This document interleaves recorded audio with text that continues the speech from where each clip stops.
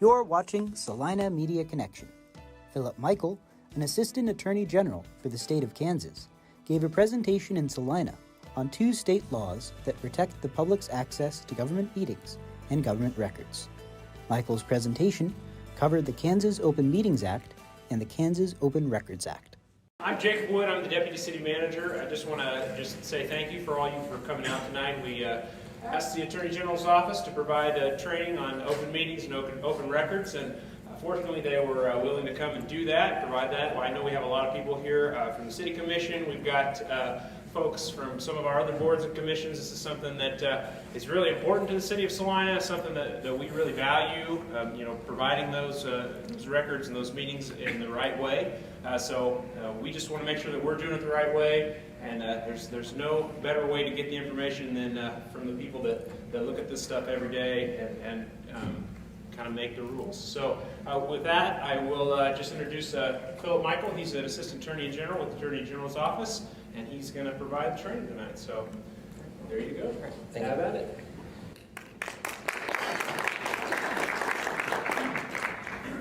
Certainly we don't need applause. Can everybody hear me through the mic all right? My name is Philip Michael. I'm an Assistant Attorney General. I work in the Legal Opinions and Government Counsel Division of Attorney General Derek Schmidt's office. It's just a fancy way to say I work there, okay? So what we're going to talk about tonight is open government, so open meetings and open records. I want you all to feel free to ask any questions you have at any time, whether or not I'm talking about that exact same thing or not. I do have a few caveats that I got to offer before I can get going. I don't speak for the Attorney General. He speaks for himself. Any opinions you're going to hear are going to be my own, not his. Oddly enough, he's a more accomplished attorney than I am and better qualified to speak his own mind. I also can't speak to any pending cases or investigations that our office is doing for a couple reasons. We do not comment on our pending investigations. And 2, I don't participate in our pending investigations, so I don't really know anything to tell you. So, that being said, we're going to start with the Kansas Open Meetings Act, the KOMA. It's KSA 754317 @Sec.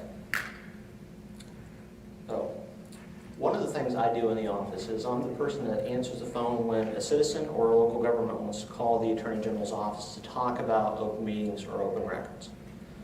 And when we're talking about KOMA, or the Open Meetings Act, some of the most common issues, concerns, discussions that I have with folks involve executive sessions.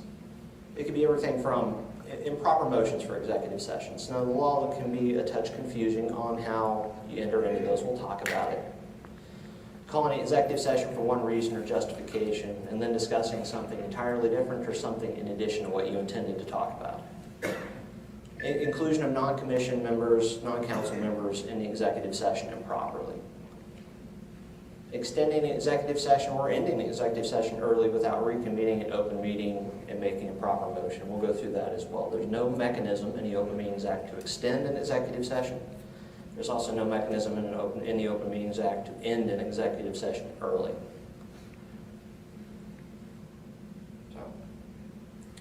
And other issues related to executive sessions, failure to return to an open meeting at the stated time and place.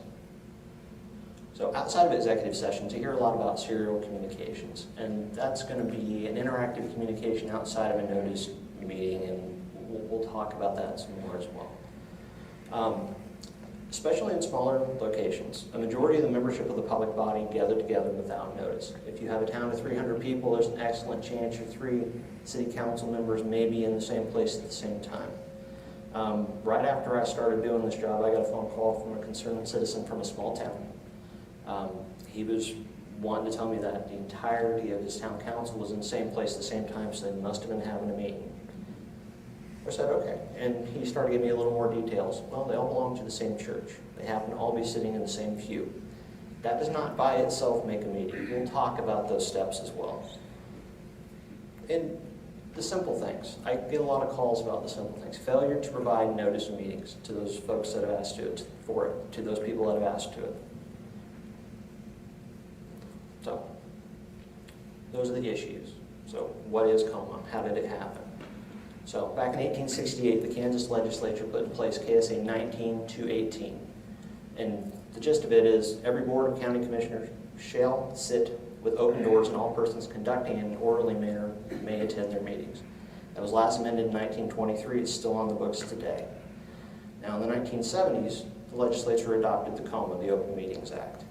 And what it does is it provides rules that allows members of the public to observe the 3,793 units of government that Kansas has. For context, Kansas ranks 6th nationally in terms of total units of government, while we're 35th in population. So one might say per capita we have a lot of government. Illinois is first with about 7,000. Hawaii is last with 21. So, what is the purpose of KOMA? Well, that meetings shall be open to the public because a representative government is dependent upon an informed electorate, otherwise known as the more the public knows, the better the government operates. So it's a law enacted for the public benefit, and it's going to be broadly construed in favor of openness. And anything that goes against openness needs to be very narrowly tailored and it's going to be narrowly viewed in any enforcement action as well.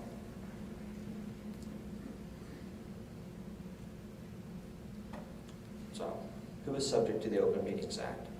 It's pretty simple. All legislative and administrative bodies and agencies of the state and political and taxing subdivisions thereof and other subordinate groups that receive or expend and are supported in whole or in part by public funds.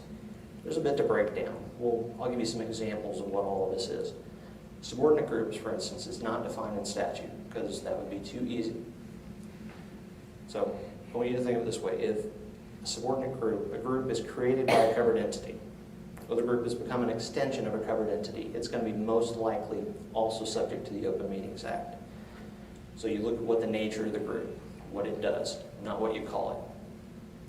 Some examples that might be a school district advisory board or a fire district advisory board. It's kind of how it functions, not what you call it, that's going to matter here. So, like I said, we have a lot of government. So, examples of some state bodies that are going to be subject to KOMA: the state legislature, its committees and subcommittees. However, the legislature does have the ability under the law to craft its own rules relating to open meetings and open records, for that matter. All state administrative bodies, boards, and commissions. So think your state agencies. I work for the Attorney General's office. That's going to qualify as one of those bodies. The State Board of Regents and the Supreme Court Nominating Commission. Those are all going to be state bodies that are subject to the Open Meetings Act. Local governments. Think of your cities, counties, townships, school districts, fire districts, the district judicial nominating commissions, watershed districts, rural water districts. I can't forget library boards. I got yelled at in one of these for not mentioning a library board. So, that being said, not all entities are subject to the Open Meetings Act. So any administrative body when exercising a quasi-judicial function, and that's going to only be when they're deliberating. So I want you to think of a city zoning board when they're deliberating on a specific property, or a grievance panel when they're deliberating on an outcome, or working for the state, a civil service board hearing whenever they're deliberating on the outcome relating to a specific employee. Those things are going to qualify as a quasi-judicial function, where an otherwise open meeting, an otherwise open group, is not going to be subject to KOMA for that portion. Also, hearings conducted under the Kansas Administrative Procedures Act, or CAPA, are generally not going to be subject to the KOMA. It's going to be in an entity statutes whether that applies to them or not. Some state agencies, yes, some no. The judiciary, generally no. Private organizations are no, mostly. In staff meetings of an otherwise covered entity, unless a majority of your voting board is present during that staff meeting. So just meetings of the employees are generally not going to be subject to the KOMA unless the board, the group that is subject to the Open Meetings Act, attends those staff meetings. So, the whole point of KOMA is what is a meeting. It has to be all three of these things you see in front of you, these three factors. It's any gathering or assembly in person through the use of a telephone or any other medium for interactive communication. That's one. And two, by a majority of the membership of the public body subject to the act. That's two. And 3, for the purpose of discussing the business or affairs of the public agency or body.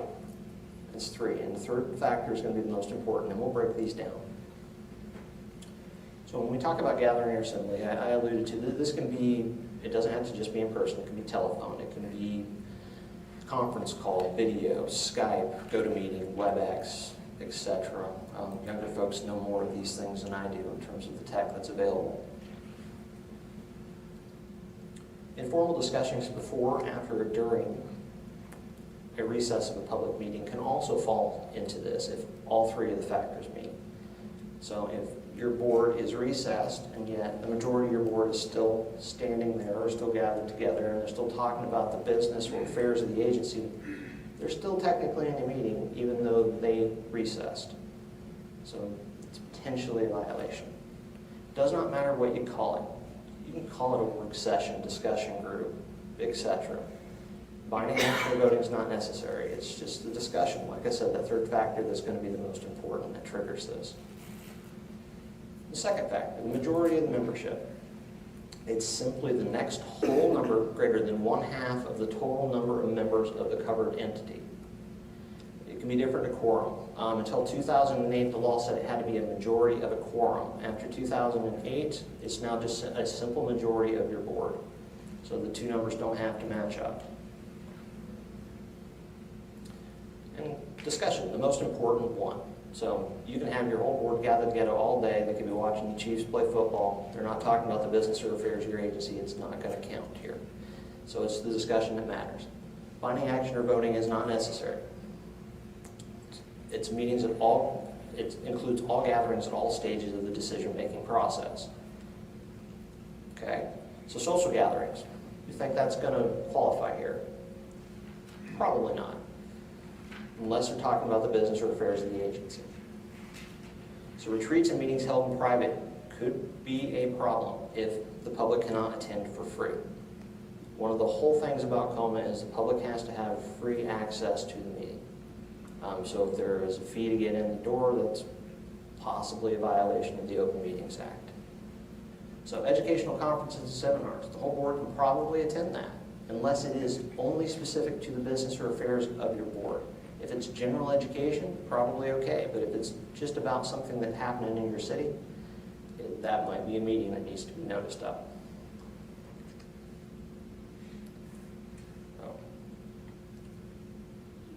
We tend to give the tip about when traveling to and from meetings to advise board members to not ride together, because there's not really any way to know what they're talking about when they're in that car without any witnesses. It's just a rule of thumb. So, notice. I mentioned notice is one of the issues that we tend to run into around the state. Folks tend to have a problem sometimes. Keep in mind that the KOMA does not require notice of meetings to be published in a newspaper or on a website. It's above and beyond if a government does that. Under the law, all that a government agency has to do is provide notice of those meetings to those individuals or entities that have requested notice. Now, when somebody requests notice, there's no formalities required under the law. They can do it verbally, they can do it in writing. And once they've done so, it's good for 1 fiscal year from the date they made their request. Now, at the end of that fiscal year, the agency can't simply not provide notice anymore. They have to send that person or entity correspondence asking if they want to continue receiving notice or if they don't. To be honest, I've talked to a lot of folks around the state and simply leave somebody on that list forever until somebody tells them to take them off. They think it's just easier to keep them on, that way you don't accidentally miss. So what does the notice have to have? The notice has to have the date, time, and location where the public body is going to meet within a reasonable time before the meeting. So what's reasonable? It's also not going to be defined in statute, right?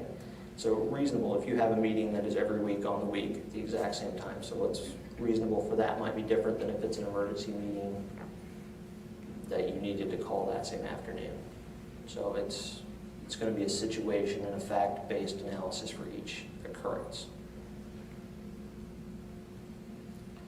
So I'll give you an example. It's from one of our enforcement actions. So I'm not going to give you the names of the town or the folks. If you really want that, you can get on our website and look. So in this, it's a 6-member city council plus a mayor. So my math skills say that's 7. That's about as good as I can do. So the mayor and 4 council members attended a town hall meeting. And while at that town hall meeting, the mayor and the council members discussed city business, including concerns over utility increases, a new parking lot, and rumors relating to the finances of the city.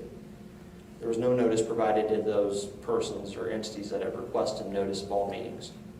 Is this going to be a violation? So you're going to realize I'm not going to give you hard questions.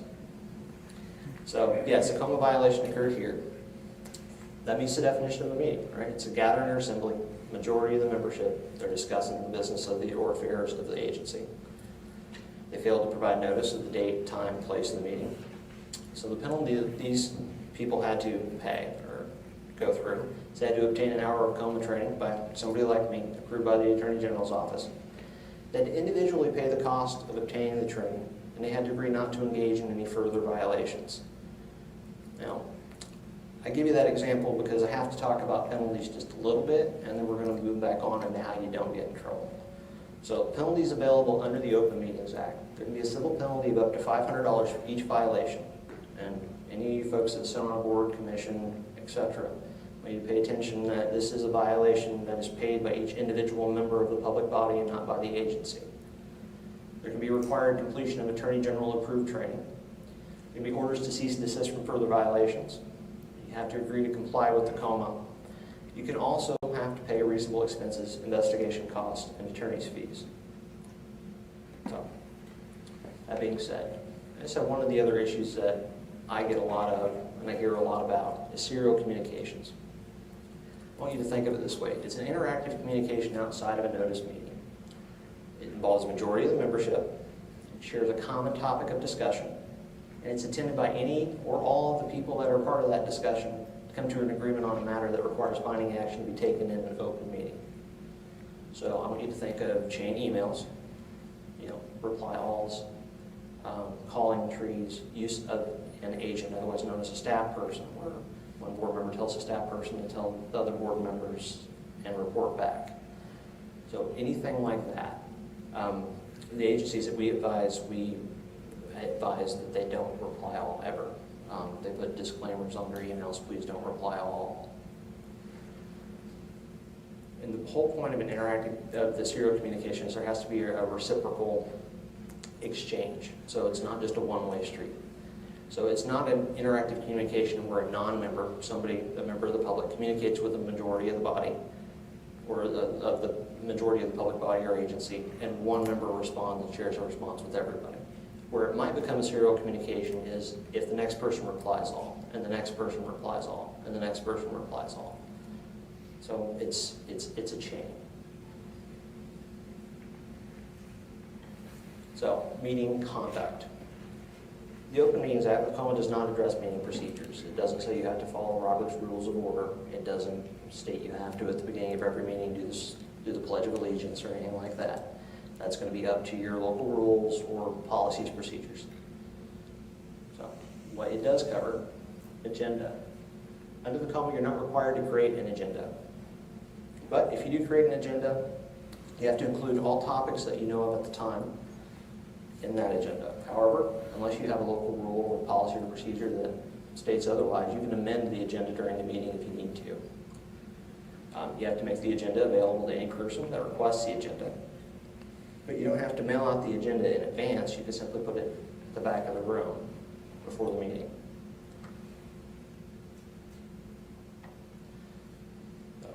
So use of cameras, photographic lights, and recording devices by members of the public is absolutely not prohibited. The public body is not allowed to prohibit the use of recording devices by a member of the public. So if somebody wants to sit in your meeting and record the whole thing on their iPhone, they're welcome to. Now, the public body can create reasonable rules to ensure orderly conduct. So if somebody is being disruptive, I think you all can imagine situations in which somebody can be disruptive. And one that does surprise people, there is no public right to speak guaranteed under the Open Meetings Act. The public is allowed to listen and observe. Now, any right to speak that is granted by a public body is above and beyond what the law requires. As far as location of the meeting, all the KOMA cares about is it accessible to the public free of charge. Now, secret ballots are strictly prohibited. By secret ballots, I mean, say you have a 5-person board, they all write down their vote on something that requires binding action, pass it down to the chair tallies up the vote, and then puts them down. The whole point of this is, under the Open Meetings Act, every member of the public should be able to see how every member of that public body voted. So minutes. Minutes are only required under the Open Meetings Act to record the motion to go into executive session.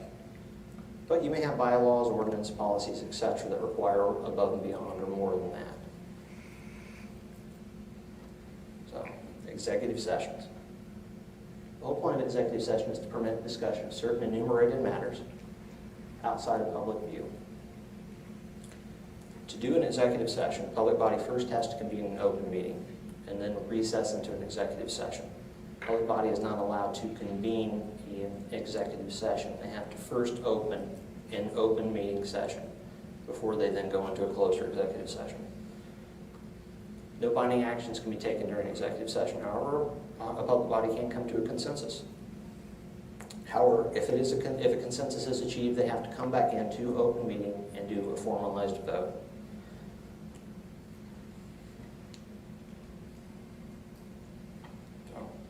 To go into an executive session, there has to be a formal motion, seconded and carried.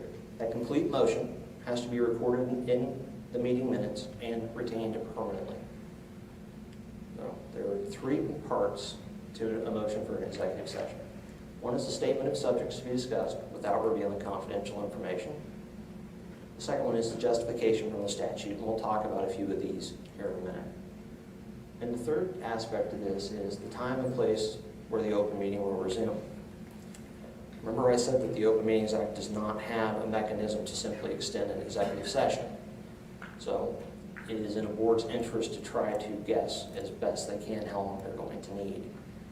If the board says that they need 30 minutes for an executive session, for whatever justification, subject matter, and it turns out they need 45, they can't just take 45. They have to come back into an open meeting and then go through this whole process again to go back into executive session for the extra 15 minutes. Similarly, if they call a 30-minute executive session and it only takes 15, they cannot come back in early. So they have to amuse themselves, so to speak, for 15 minutes and then come back in at the time and place in which they've called for in their motion. Like I said, the law simply does not allow that leeway because they want the public to know when and where the meeting is going to resume. So, who can attend an executive session? Only members of the public body. Mere observers are not allowed to attend. Staff members, agents, or other non-public body individuals do not have a right to attend an executive session. However, the public body may invite individuals into an executive session who will either aid in the discussion or provide information on a permissible topic or participate in that discussion.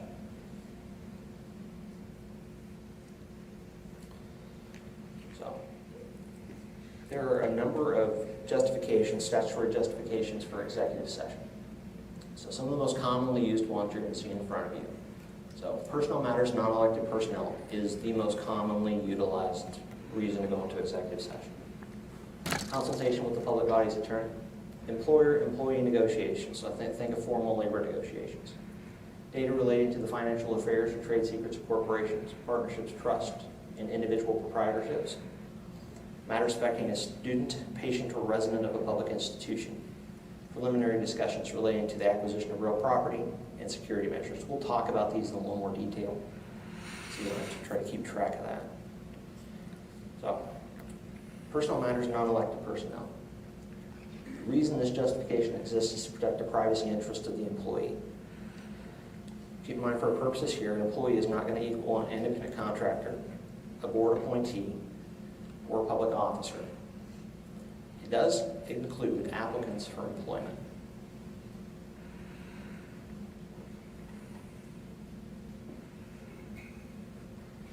So, consultation with the body's attorney. The attorney has to be present, first of all.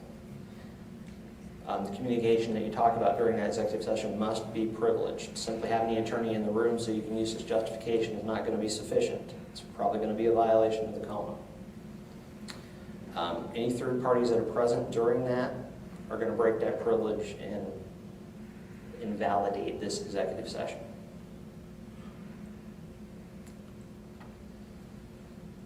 So, employer-employee negotiations. Keep in mind, this is for formal labor negotiations, not just an employer addressing its employees. School boards operate under a different set of laws when it comes to professional negotiations that treat this a little bit differently. So, data relating to the financial affairs, trade secrets, corporations, partnerships, trusts, and individual proprietorships. The reason this is called the economic development exception, this is about contract negotiations. So I want you to think of a corporation that a city or a county is wanting to do business with, and during the contract negotiations you might learn a whole lot about their finances, you might learn a whole lot about their trade secrets. And it's what this exception, or not exception, this justification allows. So, matters affecting a student, patient, or resident of a public institution. Keep in mind, a resident of a public institution for our purposes here can equal an inmate at a correctional facility as well. With this justification, any hearing has to be open if it's requested by the person involved.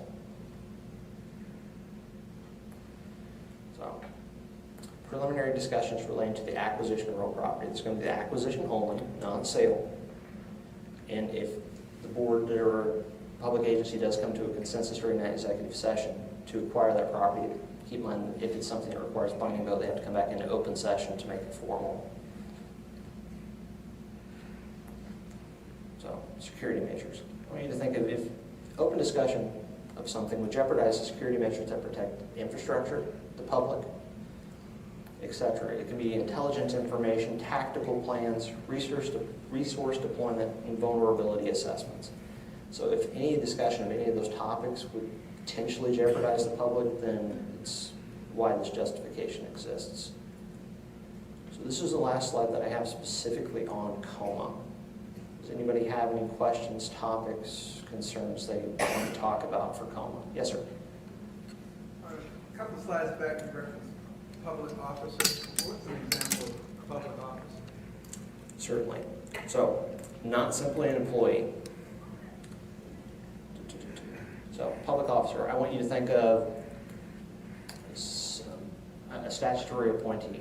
For instance, in a state agency, a public officer is going to be like an agency secretary instead of somebody who works simply as an employee for that agency.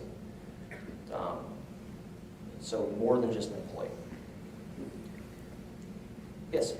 So I know that in many courtrooms, judges prohibit the use of video cameras or recording devices.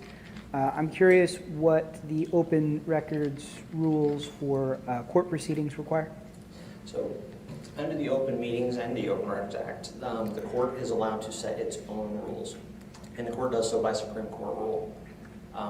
That's why it can differ than, for instance, an executive branch or a local government. So the court rules is what determines that. Okay.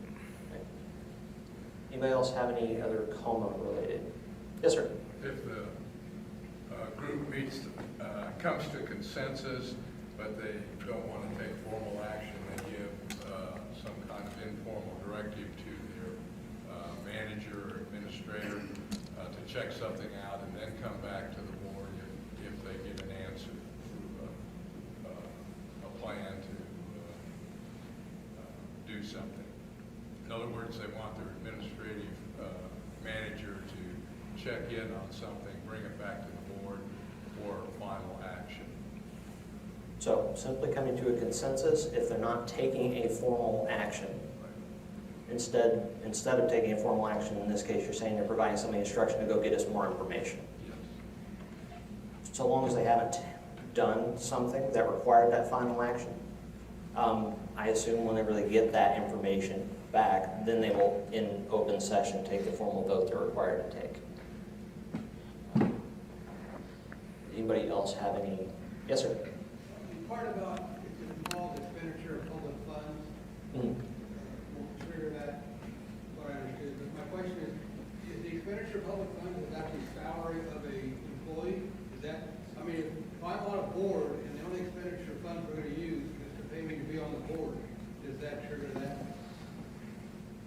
It could be a little more complicated than that.